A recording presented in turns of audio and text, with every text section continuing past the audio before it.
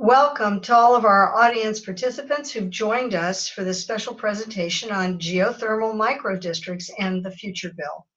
The topic of this webinar is the use of geothermal microdistricts to help transition gas utilities off of fossil fuels and onto clean, safe, renewable energy to heat and cool our homes and buildings. A very good idea because geothermal energy is safe and efficient and also addresses the urgent need to reduce emissions from one of the largest sources of heat trapping emissions in the Commonwealth, buildings. The Future Bill is the legislative mechanism for this transition. It is now my pleasure to introduce to you Senator Cynthia Cream, who will offer special remarks regarding the Future Bill, which she submitted in the Senate this session.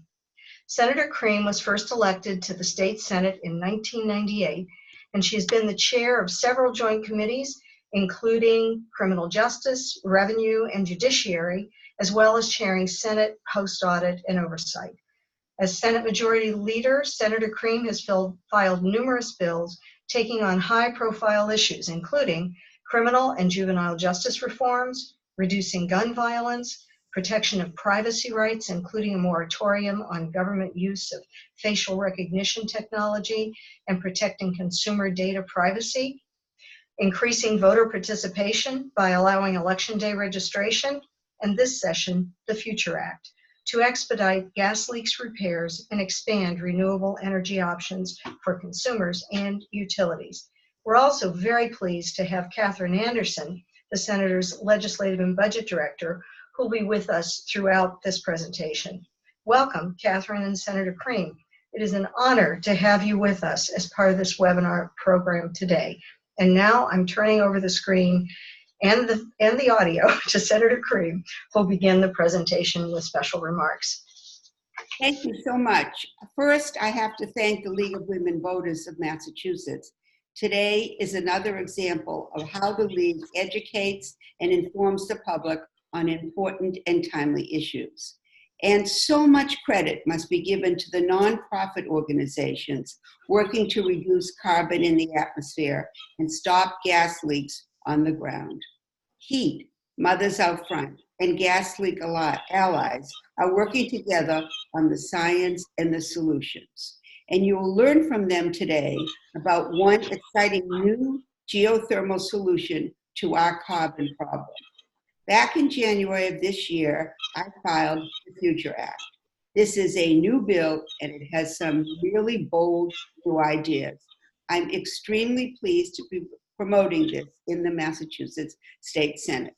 And I also want to make sure I recognize the absolutely terrific work that Representatives Lori Ehrlich and Christina Minicucci are doing to present the Future Act in the House.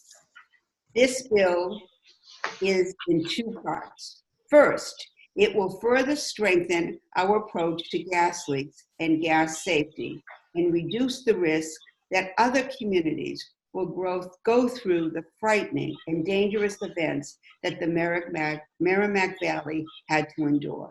And second, the Future Act does something new and bold. What makes the future so special, what makes this bill so special, and it is the first session we have introduced this legislation, is that we are finally turning our attention to reducing natural gas use, since we know it is composed mostly of methane, one of the worst carbon pollutants. For the first time, at least in this state, we have a bill that addresses real dilemmas faced by our retail suppliers, like Eversource, National Grid, and opens a chance for them to partner with government and the public on a clean energy in our future. Right now, the utilities are stuck because they have only one product they're delivering. And it is a dangerous one that they know will be phased out in the next several decades. That means leaving them with fewer customers as they try to continue repairing 100-year-old leaky pipes at tremendous costs. If we succeed with the Future Act, we can help the utilities and their workers to stay in business with good jobs by moving over to the delivery of safe and carbon-free alternatives to natural gas. And this bill will protect the public from paying billions of dollars for underground gas pipes that one day will soon be obsolete. Unfortunately, because gas pipes are financed with bonds, we are already stuck paying them for decades into the future. Using geothermal technology to deliver heating and cooling through pipes filled with water will provide good jobs and be able to transition workers who are now laying natural gas pipes to new jobs installing these new safer pipes.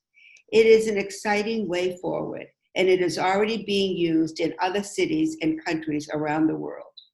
If the Future Act is adopted, natural gas companies will be required to provide renewable energy. This is really groundbreaking and adds a new path to reach a carbon-free, environmentally friendly, and safer energy future. Everyone is welcome to attend the hearing this November 12th, starting at 1 p.m. in the Gardner Auditorium at the State House. The hearing will cover many gas leak bills in addition to the wonderful Future Act. Now I'm going to turn this back to the experts, and my legislative director, Catherine Anderson, will remain for the webinar as I have to chair a meeting, and she will be available for questions at the end. Again, thank you very much, and it has been my privilege to file this bill. Thank you, Senator Cream. We wish you every success with your legislative agenda for this session, and welcome, Catherine. Hey. It is now my pleasure to introduce our two panelists, Audrey Schulman and Zainab Maghavi.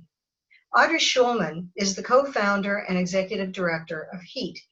An experienced grassroots activist, Audrey has led HEAT's work on gas leaks by mapping the utility-reported gas leaks across Massachusetts.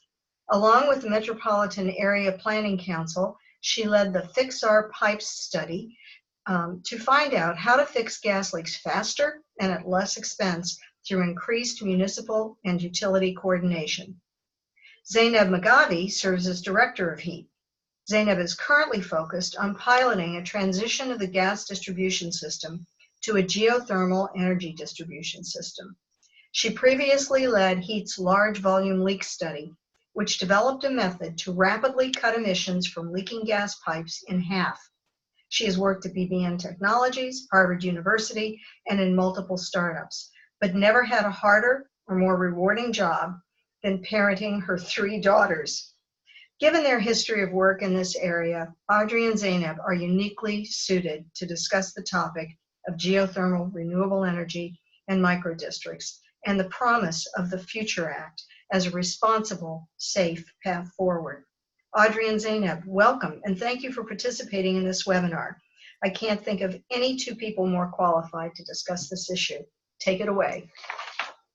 Thank you so much. We're just delighted to be here, and we thank both Senator Cream and the League of Women Voters for this webinar.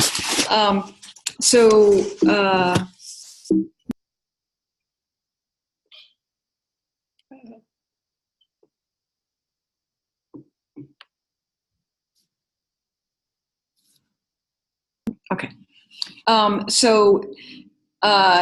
We are thrilled by the Future Act because it would just transition the entire gas system and allow for incredible innovations.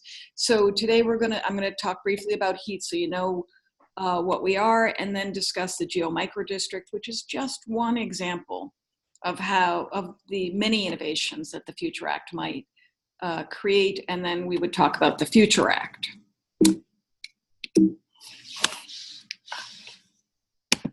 Having a little trouble advancing the slides. Yeah, sorry, too many, Yep. So HEAT's been around for about a little bit over a decade. We started off with energy efficiency. Then because we are a learning organization that tends to innovate, we moved into many different things, including into natural gas leaks from pipes underneath the street. And then we are now currently working a lot on the Geo Microdistrict concept. Our mission statement is to cut carbon emissions now by driving systems change. So you might know us because we created the public zoomable Google Maps showing utility reported natural gas leaks across the state. So anybody can look up where gas leaks are near their home, school, or businesses.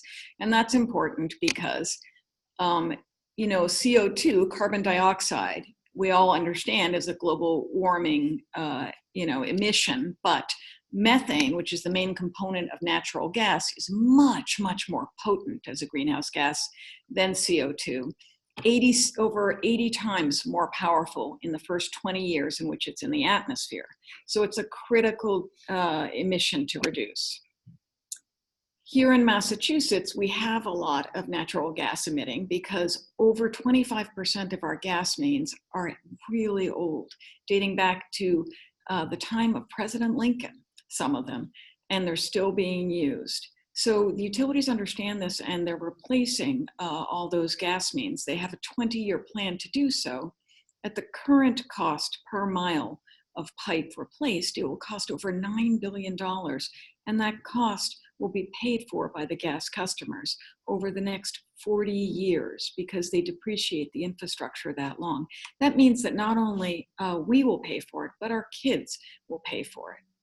And this makes not much logical sense because we know in this state we have a mandate to reduce our emissions 80% by 2050, which means we are unlikely to be using gas widespread in the state past 2050.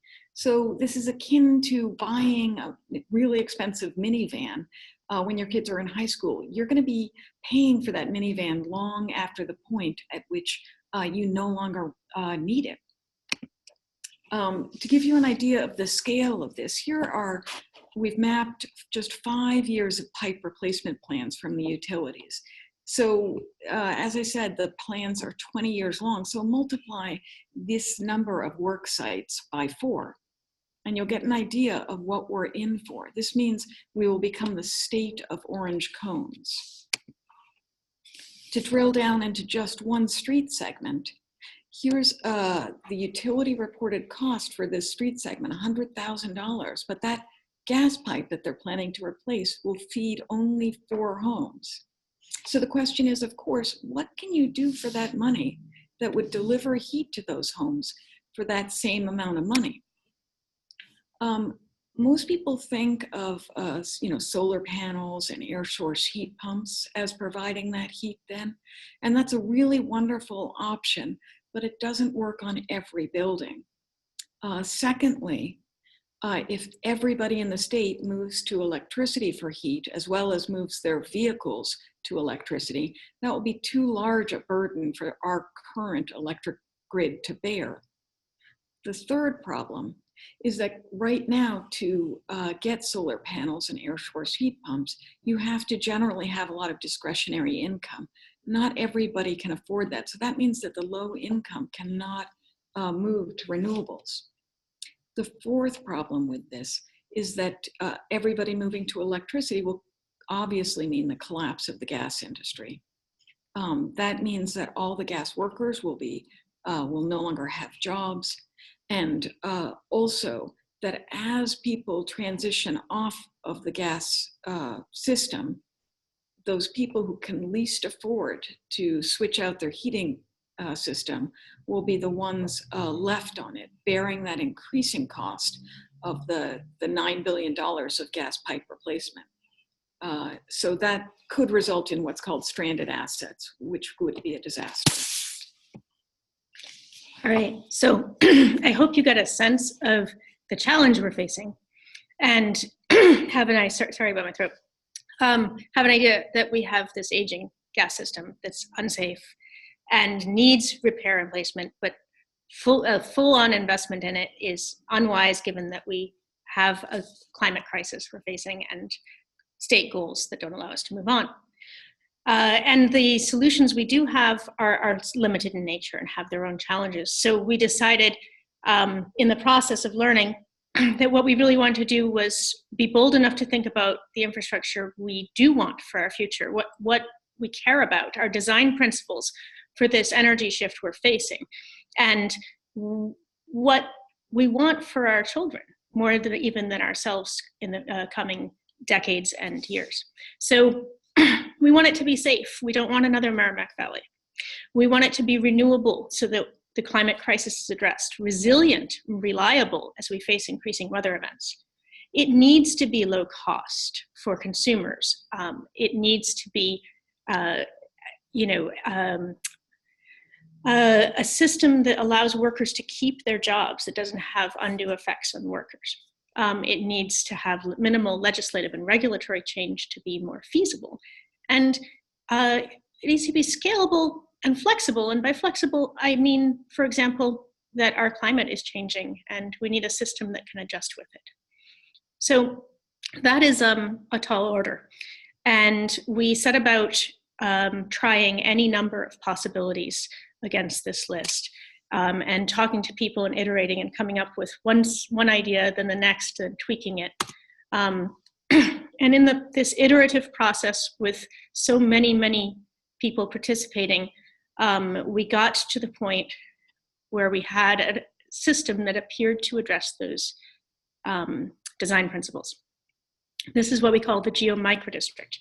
And it's a street segment where you take out the aging gas pipe and put in instead the exact same type of pipe, but filled with water.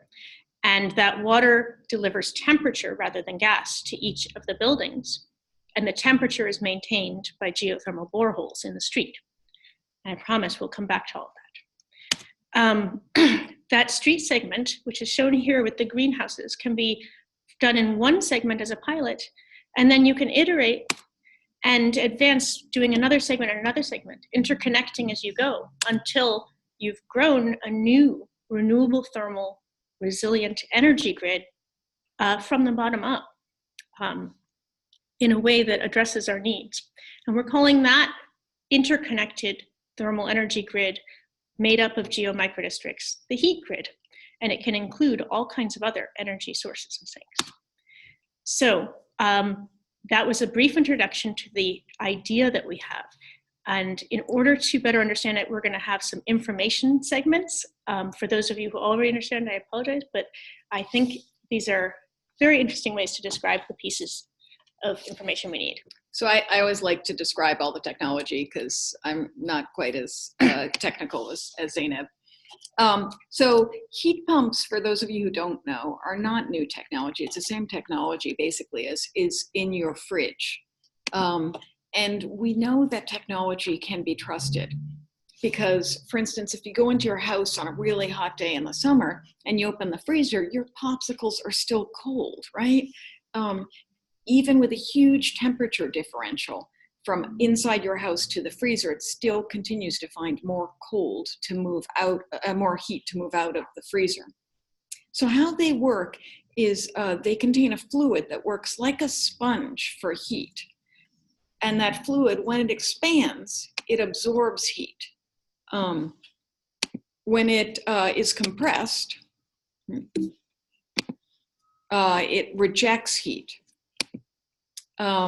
So you can think of, your basic boiler or furnace as something that basically a caveman would invent. It's creating heat through fire.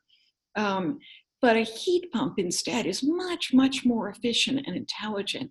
Instead of creating the heat, it moves the existing energy, the existing heat to where you want it. It can that way, with little energy, move much more energy. So there's two heat pumps that you probably know about. One is air source heat pumps. You've probably seen them around. Many of your neighbors might have them. They're very proven technology. And then there's also ground source heat pumps, which are much more efficient than air source heat pumps, partly because the ground, unlike the air, is always the same temperature, right? It's always around 55 degrees. So in the winter, when it begins to get very cold outside in the air, the ground is still, remember, the same temperature. What you would do is you would turn on the heat, and that heat pump would pump the cold out of your house into the ground, and pump the heat into your home. making your house warmer and the ground colder. In the summer, that would reverse, right? First, all that cold from the winter would have been pumped into the ground, sitting there stored for you. And once the air got hot, you would again turn the AC on. It would pump the heat in your house into the ground and pump the cold in the ground into your home. This way, it uses stored energy as well as existing geothermal energy. When you think of most geothermal, you're probably thinking of it just for a single home. And in that case, it is sized for the worst heating load all year, which means that it probably has to be much bigger, and that can get expensive. When we're talking about an interconnected geothermal setup system, that means that we might be able to reach economies of scale that would make it less expensive. And then the second important component about this is once you have a big interconnected network with different buildings having different types of energy use. So for instance, hospitals, hotels, data centers, supermarkets, they might be constantly sucking off a lot of cold from that shared loop of water. And thus, as they suck that cold off of the loop, they would be returning the water hotter. Then all the homes during the winter could pull that heat off. So in other words, the homes could partly be powered by what would otherwise be wasted energy. I'll now turn it back to Zeynep. So the first thing we wanted to do with this concept, having developed it and seen the potential, was to have an external global engineering firm evaluate the feasibility of the concept in its both engineering and economics, and also for the state of Massachusetts. So was it what it seemed to us to be? And we asked them to do this in a very rigorous way using existing data. So they set about, and I promise I'm going to skim through this pretty quickly, they set about to find all of the data necessary. For example, the geology of Massachusetts, the end use energy consumption. And we want to thank Eversource Gas for participating and providing us real energy use data, which just improves the process. So then Bureau Happold took all of this data and developed 4 prototype street segments for Massachusetts that represent the majority of streets in Massachusetts. And they used these to test if you replaced gas with a geomicrodistrict in each of these street segments, could it provide all of the heating and cooling needed for that street segment?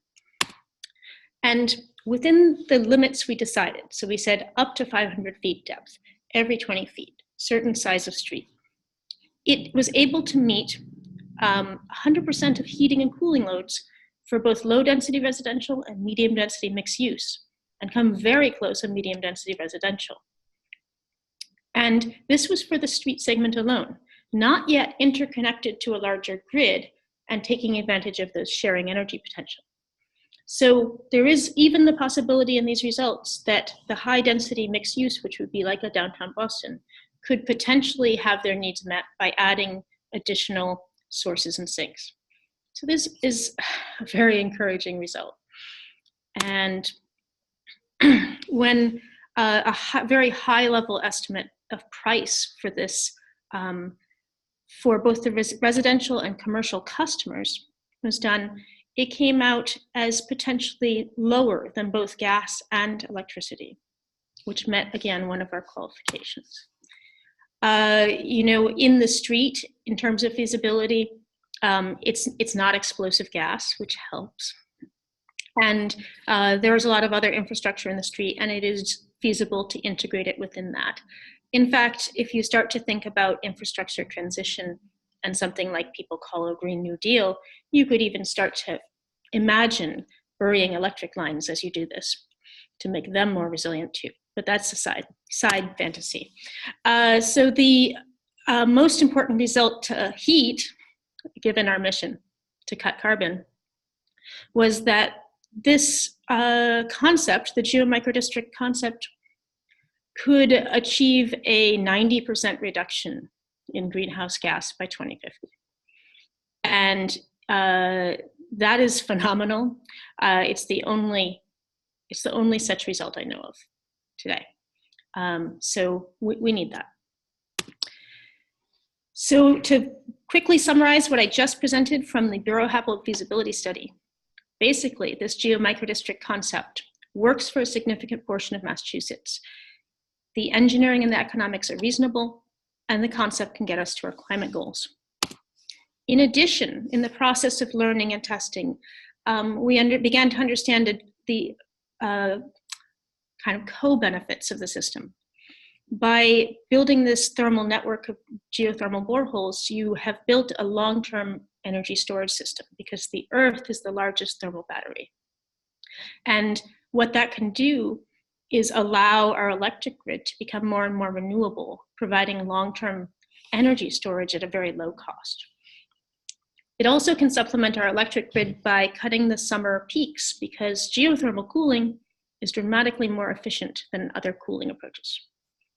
It can adapt to the changing climate, provide resilience, and one of our key ones, by doing it at a utility scale, it gives equitable access to everyone, regardless of income, to clean, safe, renewable energy.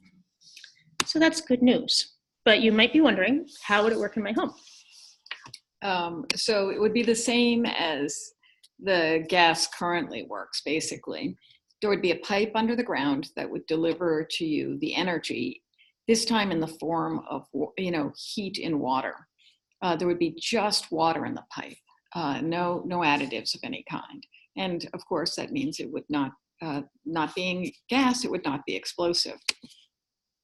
In your home, instead of a furnace or a boiler, you'd have a heat exchanger, which would connect to your existing system of either, radiators or vents. So in the case of a radiator, you would have a water pump that would take that heat off of it and pump it into, water-based pump to connect it to radiator. And then you would have an air handler to connect that heat to your vents. So it would pull off the heat or cooling you need and deliver it into your system. Each home on this interconnected geothermal system could have its own preferred temperature. And as the power plants gradually shifted from natural gas or coal to wind or solar, that electricity needed to work your heat pump in your home would gradually decrease to make that over 90% reduction by 2050. All right, so now you have all the technical knowledge you need, and we're going to go back to the Future Act. And what the Future Act does is create a roadmap to renewables for the gas utilities.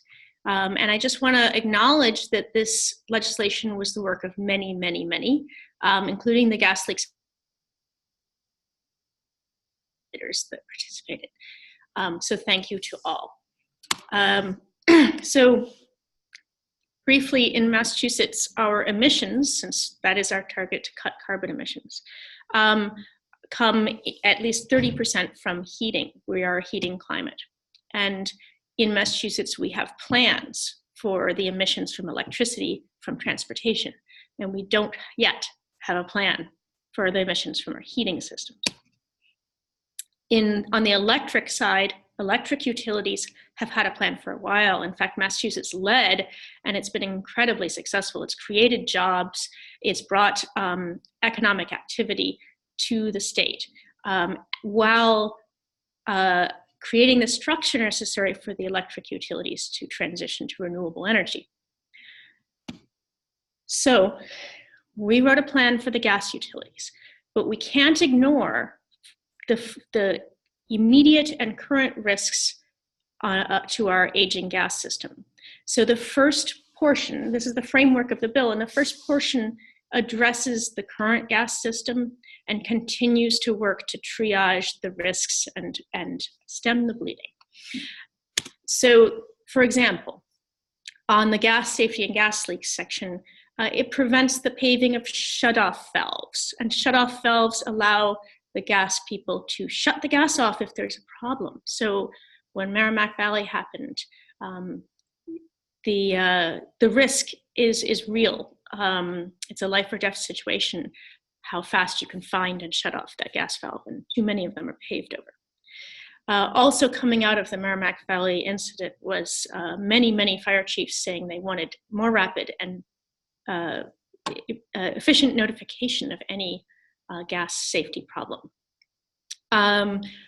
Furthermore, we at HEAT have understood the need for external audit of gas companies' leak data and other data.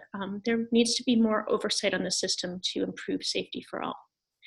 So the Department of Public Utilities, of course, is one of the main oversight agencies. And we have put into this legislation that they are directed to consider public health, safety, and climate impact when making all of their decisions. This is something you might think they already do, but their current directive does not include climate or public health. So we also have included some efforts to improve transparency with maps of leaks, leak-prone infrastructure, costs, and plans, which not only empowers the public to understand the system that they are working with, but also the municipalities who are working to maintain the safety and integrity of their towns and streets. So the exciting part to me, and all of that is necessary, but the exciting part to me is that this is a first in the nation plan for the transition of gas utilities to renewable thermal utilities. And this is partly made possible by ideas like the geomicrodistrict, which we just presented. So we are mandating transition to renewable thermal. We allow in this legislation gas companies to sell renewable heating and cooling, or BTUs, not just gas. So this is an opening up of the possibilities, them opening the door to change. We allow the replacement of gas pipes with renewable thermal pipes instead. So it's a redirection of our resources from infrastructure from last century to infrastructure we need for the coming century.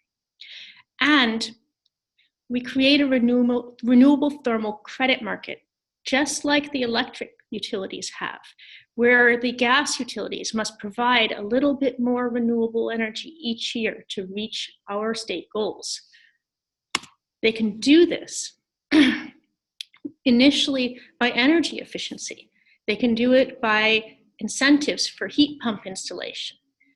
They can also do it by installing renewable thermal infrastructure like the geomicrodistrict and heat grid that we just presented.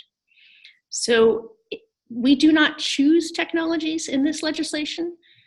We open the door for this kind of innovation and we direct them to move towards it. So, for example, there could be a technology that hasn't yet been invented, and my hope is that this kind of legislation could spur that kind of innovation. We need all the options we can get. So, financial mechanisms to encourage this transition.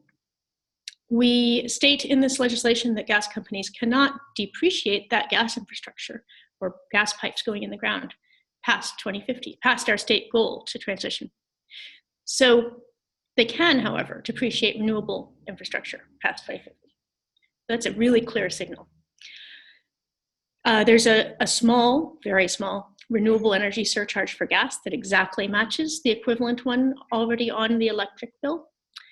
And maybe most important is that a business model that does not rely on an explosive fuel, that does not depend on transport from out of state, and does not have volatile pricing, is actually very appealing to gas companies. So opening the door to them to begin to transition to something that is more stable and less explosive is a welcome idea.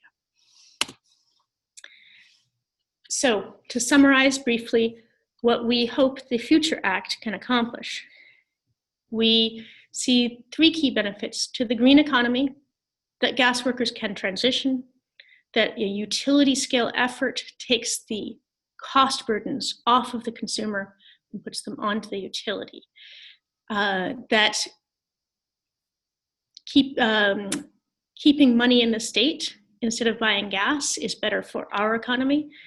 And also just a simple avoidance of sunk costs, of the waste of $9 billion on fossil fuel pipes that we will not need in the future. In terms of equity, our second key benefit, that our key energy regulator, the DPU, must take health and safety into account, as well as greenhouse gas, is essential. That it gives equitable access to clean, non-explosive energy for all. That it can stop low-income households from getting stuck with bills for stranded assets. So it's also protecting the most vulnerable from a collapsing system. And the last key benefit that we see is resilience. That not many people see a future energy system as entirely in the hands of the electric industry. And we worry that that actually is not a resilient design. It's not what nature would do. It's better to have two systems, two energy supply companies competing to deliver us renewable energy, one via pipes and one via wires. And those underground pipes are much safer in extreme weather. A pipe full of water doesn't care if it floods or there's a hurricane. And, you know, additionally, trees will last longer without the gas leaks, and we all love and need our trees.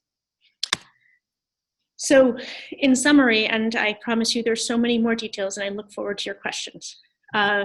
We are really, really, really excited to have had the opportunity so far to do this work.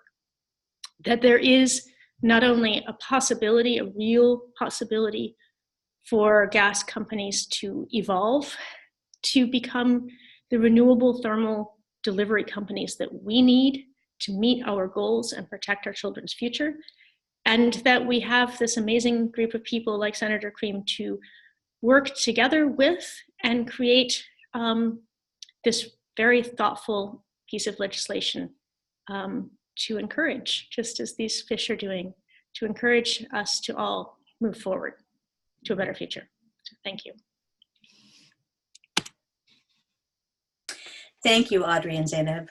That was a great presentation, and I appreciate the lavish use of graphics. My name is Amy Smith. I'm with the League of Women Voters, and we're ready for your questions now. If you'd like to ask a question, please put it in the Q&A dialog box, and we'll get started. So first, Kate asks, aside from the cost to create the microgrid system outside the home, is the only cost within the home the cost to purchase and install the heat exchanger, whether for water-based radiators or air-based vents? And either of you can take that. So to most accurately answer this question, I would have to say it depends, because every single New England home is a slightly different puzzle. But I can generally answer the question that the cost of switching out your boiler or boiler basically for a heat pump is the known and definite cost. The cost to integrate with your distribution system in your home depends entirely on what that is. So there are many water-based radiator distribution systems or air-based vent systems, like you mentioned, that would integrate very well with no additional adjustment. There are, however, some that would need some adjustment or different pump, a different coil in order to work. And if you have a steam distribution system, this kind of system cannot work with it, and you would need a new distribution system in your home. And just to add quickly to that, historically, we've shifted from different fuels over time. And the last time was when we shifted from what's called town gas, which was gas, I believe, made from coal, to what's manufactured gas, which is what we think of as natural gas now. And at that point, they had to switch out. It wouldn't work. The same appliances wouldn't work on the manufactured gas as it would work on the town gas. So in New York City, they had to switch out all the appliances in order to make that switch, and they did it in just 3 years. So this is extremely possible for us to do. Thank you. The next question comes from Alan. When I've heard of geothermal energy before, it referred to using heat from the depths of the earth, where the depth one would need to access varies by the local geology. In the system you're presenting, does it use that source of heat, or is it essentially just a version of ground source heat pump, relying only on the relatively stable temperatures at relatively modest depths of the ground? Yes, thank you for that question, because what we are finding increasingly is we are just going to have to redefine some of the language around this, because unfortunately the industry uses the same word for multiple things. So we are not looking at what's sometimes called hot rock geothermal, which is the very deep, like what you see in Iceland, comes from the volcanic depths of the earth. No. That is not very available or feasible in Massachusetts, very expensive. And we're only looking at what's relatively shallow depth boreholes that, like you said, rely on the relatively stable temperature in the ground. Also, what it's doing is relying on kind of a storage mechanism that the ground is going to store your temperature over the course of a season and years. I hope that answers your question. I don't know if Audrey wants to add. I just want to add that in the Netherlands, they call the more shallow earth use, the ground source heat pump stuff, they call it earth warmth, which is a lovely, clear term, but it's really hard to say in English. So if anybody comes up with a better term, please tell us. Yes. Thank you. I do also want to point out that a question was asked much earlier about the bill itself. We will be sending links to the bill and the bill itself, as well as other materials referenced or relevant to the bill in an email after the webinar is posted. And for those of you who might have come in a little later, there's going to be a public hearing on the bill on Tuesday, November 12th at 1 o'clock at the State House. And to answer George's question more specifically, the bill numbers are H2849 and S1940. And now, Janet asked, how does the 55-degree water coming into a building provide the heat that is needed to get a house above 55 degrees to, say, 68? So you remember in that image of the fridge? I mean, your freezer is able to create the temperature of, like 30 degrees Fahrenheit, even though your house is hopefully not at that temperature. What it does is it just sponges the heat up out of the freezer and wrings that heat outside of the freezer. And the same can be done with the water coming into your house. So you can sponge up the heat you want and,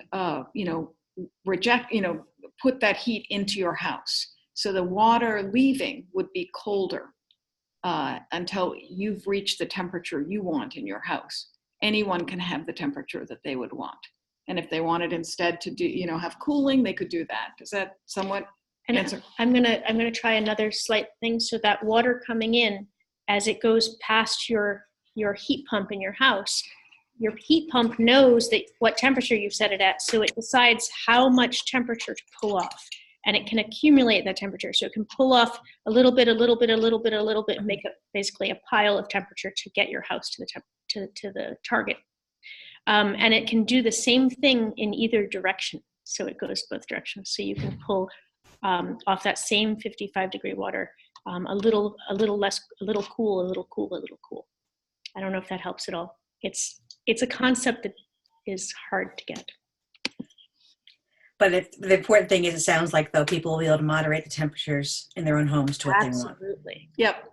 Otherwise, very definitely. Otherwise, we'd all be awful cold. Yes, we all have to put on sweaters. Mm-hmm. Next, Maria asks, what about those with oil heat and without access to gas pipes in their streets? Will they be the last to be transitioned? Actually, in talking to the gas companies, they want people on oil heat to go first, because then they get new customers. So it's, who knows what will happen. I would say that I think the gas companies are going to be very excited about being able to expand their territory without gas constraints.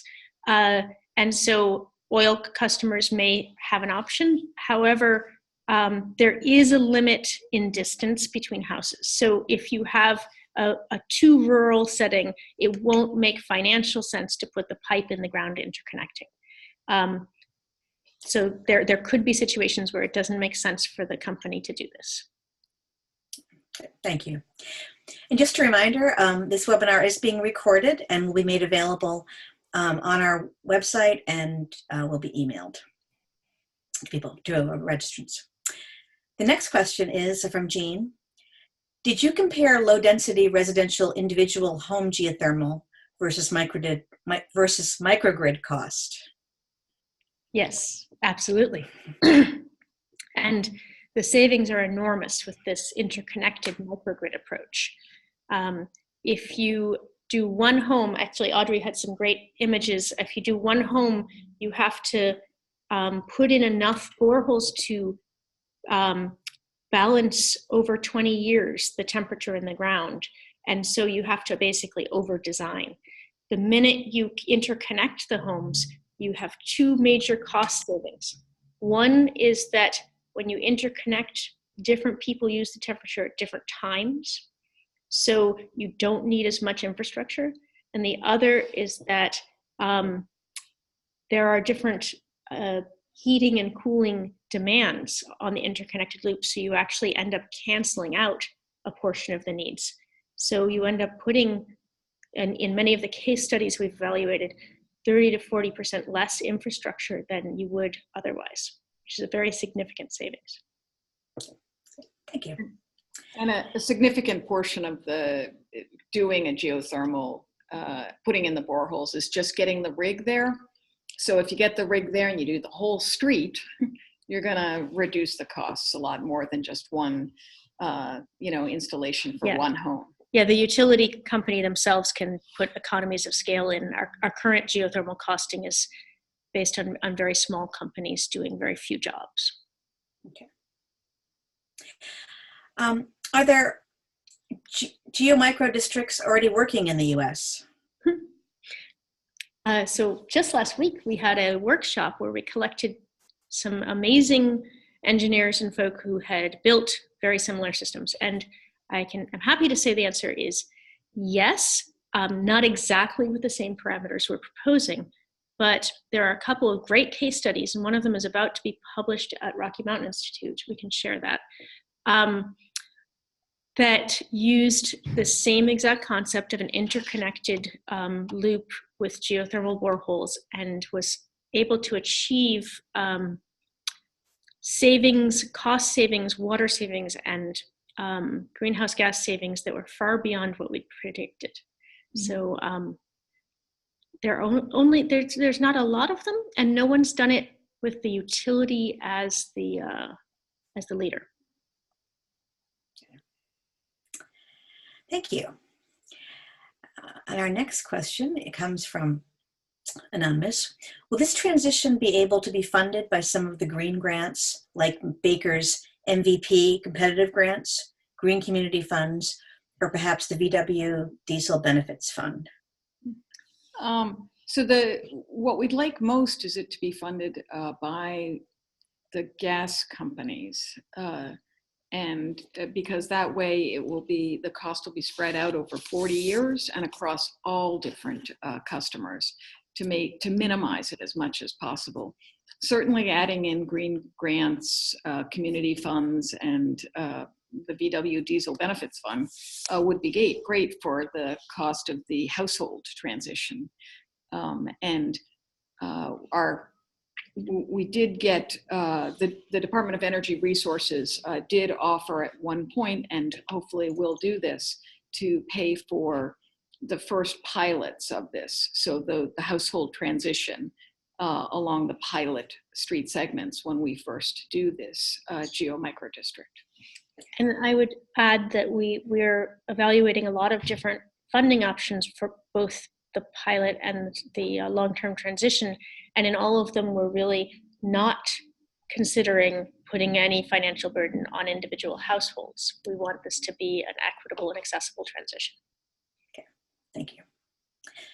A question from Energize Andover.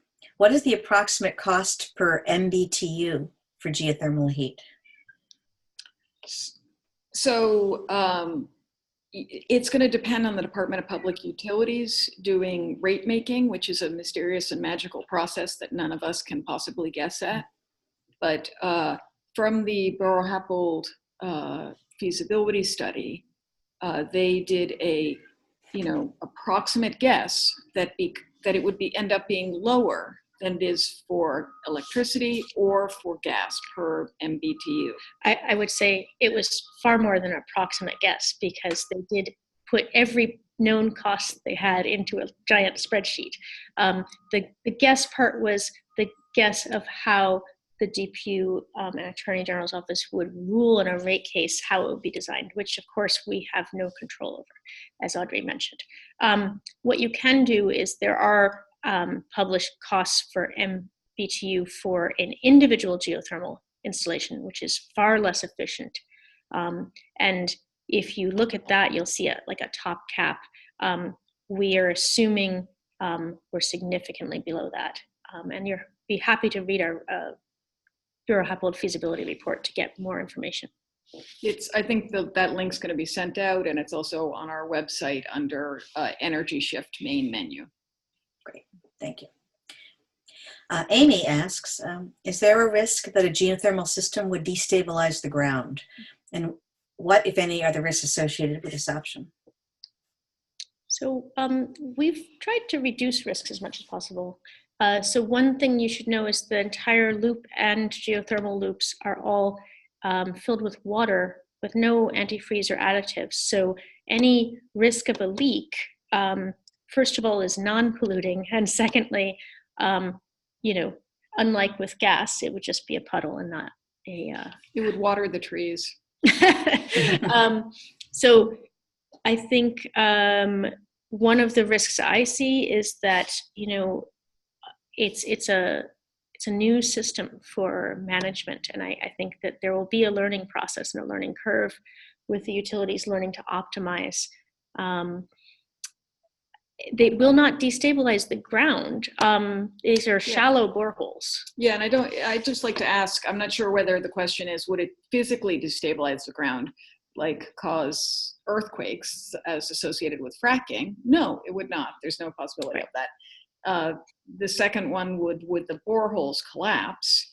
And that's the one that Zainab's just answering. Oh, okay. I was so yeah. Yes. That's what I thought you were answering. So there are installation codes from our Mass Department of Environmental Protection, and one of them is that the boreholes are grouted with concrete, which not only seals them from the ground around them, it is heat transfer concrete, but also protects against collapse of any kind.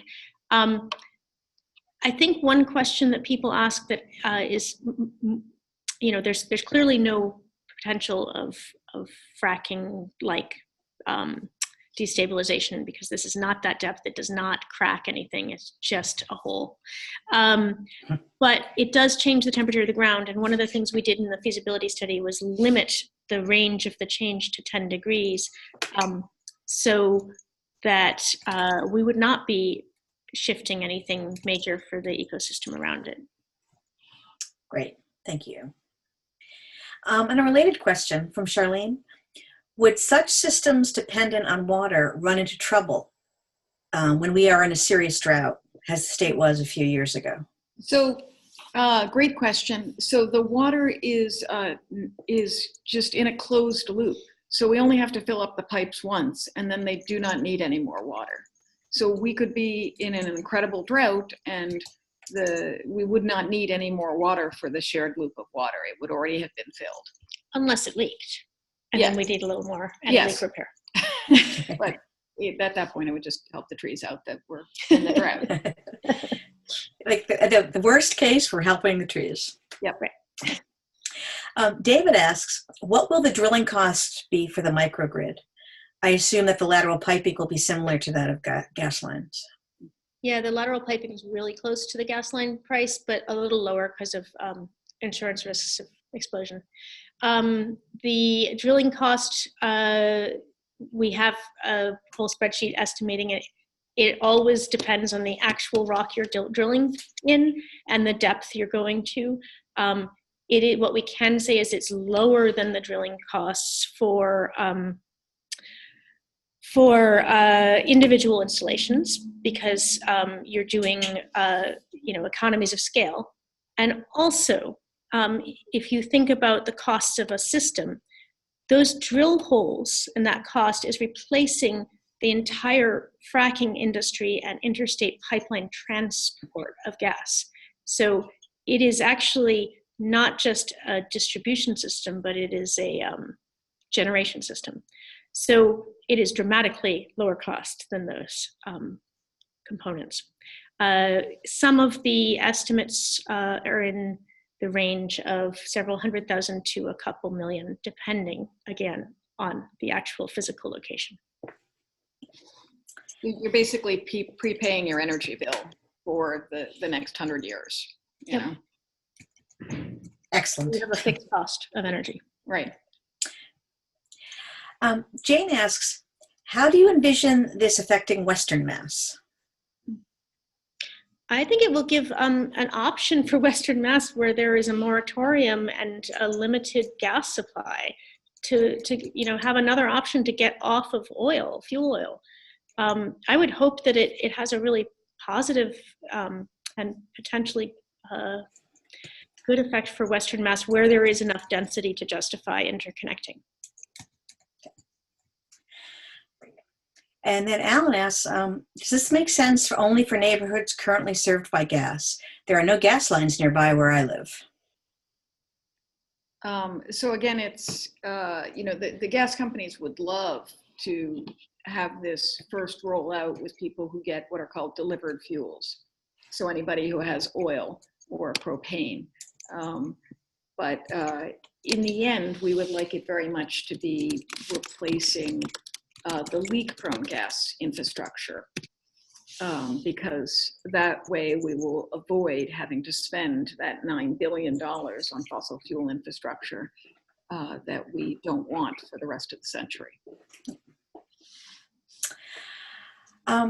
So another anonymous asks, and maybe Catherine can chime in here too, what have been the primary barriers to passing this legislation raised by those who are opposed to the legislation? So the gas companies. Kat, did you? Yeah. I could just say we have not really heard anything. The bill has not yet had a hearing, and this is the first session that it's been introduced. So I think there's a lot of interest from everyone from geothermal scientists who've contacted our office and are curious about what it might mean for them in their industry, to I know that unions have expressed maybe are looking at it. I know there's a lot of different pieces, of course, because it's about energy. It's a huge topic. It's going to have its first hearing, so we'll be able to hear public comments on the 12th, on Tuesday, in Gardner Auditorium, if you're able to come to the hearing. And then after that, the committee, the Telecommunications, Utility, and Energy Committee will have time to review the oral comments, letters that have come in, comments from organizations around the state that maybe are supportive, and try to evaluate this bill going forward. It's just beginning its process in the legislature. Thank you, Kat. I just want to add that we've, in our going around and talking about it often, I think one of the things it faces a little bit is just the effort it takes to explain the new. So anything new, it takes a while to communicate, and we're doing our best, and any feedback we can get, we'd love. Well, hi everyone, this is Lana breaking in. We have actually reached the 3 o'clock point, 3:01 actually, and I'd just like to ask, we have such great questions from the audience members. Are people willing to stay on, mostly our panelists and Kat, another maybe 5 minutes to finish up, but then we will conclude. Okay. I guess there was one question that makes sense. Well, a very important question is, what can we do to help pass the bill? I think everyone would like to be tuned into that. Catherine? Well, I think expressing interest to your legislators about the bills is always one way to let them know that it's on the radar. As individuals and any organizations, again, writing letters or making phone calls, but really it's advocacy through organizations can be extremely helpful. So. I'd also like to add that scheduling constituent meetings with your representatives can be very effective when they're in their district or at the State House. Just two more questions, I think, is all we'll have time for. There is somebody who wants to know what the schedule is actually for the hearing. At what point do we have any idea? We really don't know when bills will be heard because of just the way things work in the legislature. Do you have any sense of that, Catherine? I could just quickly say they have scheduled this hearing for Gardner Auditorium, and there are a lot of gas leaks bills on the agenda as well. It's a very hot button issue, so that hearing could go on for hours, and there's no predicting who will speak when. Right, thank you. A good question for those representatives from organizations: how do we disseminate the information to our municipal sustainability offices, and what's our next step as local citizens to grow political will? I think we may have covered the last part of that question, but do you recommend that we approach municipal sustainability offices with regard to this action? So, yeah. I would say just, one easy thing is to send them the link to this webinar, which will be recorded, because then they would get all this information very easily. Yeah, and I think that's a really great question. And we are, together with the Gas Leaks Allies and other groups, really working on starting to disseminate information and, like you said, grow political will. And also political will for piloting in your neighborhood. So one thing that we're going to be putting up on the HEAT website is if you are willing to consider piloting, we want to kind of build a database of people who are willing, which creates, again, political will. Well, I think at this point, I want to thank everyone again. We still have questions pouring into the site. Just a reminder that this is being recorded, that it will be sent out and distributed, as well as posted on the State League of Massachusetts website, lwvma.org. So go there to find this material, in addition to related material that we will post at our website as well. I'm just wondering, Audrey and Zeynep and Catherine, if people felt some frustration at not getting their specific question asked today, would you be amenable to their contacting you either through your HEAT contact form, and also Catherine by calling Senator Cream's office? Calling or emailing is always great. So. Okay, great. Well, I think with that, I am very excited about this bill. The League is supporting bills that really relate to transformative legislation. Is what we need, bold legislation. And I can't get over the fact that heat energy is right beneath our feet. And it's right here. It's another gift from this incredible earth that we inhabit. So thank you very much. Can I just say the name of the HEAT website so that everybody can get there if they want to ask questions? It's HEAT, HEETMA.org. So you can write info@heatma.org. Thank you. We'll be sure to post that as well, Audrey and Zeynep. Thanks so much. Thank you again. And See you at the hearing. I'm answering the questions in the Q&A as fast as I can. Okay. Thank you. Thanks.